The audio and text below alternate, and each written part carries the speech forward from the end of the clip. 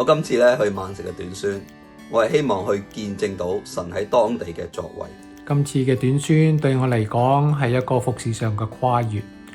期待喺 Manchester 聖靈讓我更加體驗到天父愛世人嘅心。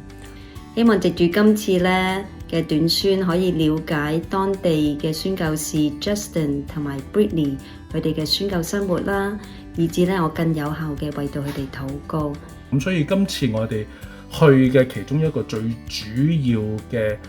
工作就係咧，同佢哋一齊禱告，同埋咧嚟到去為到當地嘅呢個宣教工場將來嗰個嘅發展咧定下一個嘅方向。希望喺當中學習聆聽、遵行、順服上帝嘅命令同吩咐，作跨文化嘅服事，去體驗不同民族喺新移民同埋難民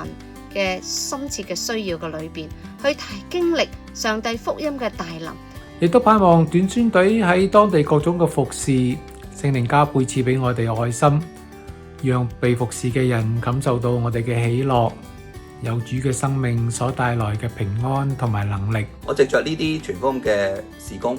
同埋去見證神嘅作為嗰陣時候，我希望我可以更加嘅去認識同埋親近神。亦都希望藉住今次嘅短宣，可以擴張我屬靈嘅眼目，睇下當地人民嗰個需要，同埋見證神嘅作為。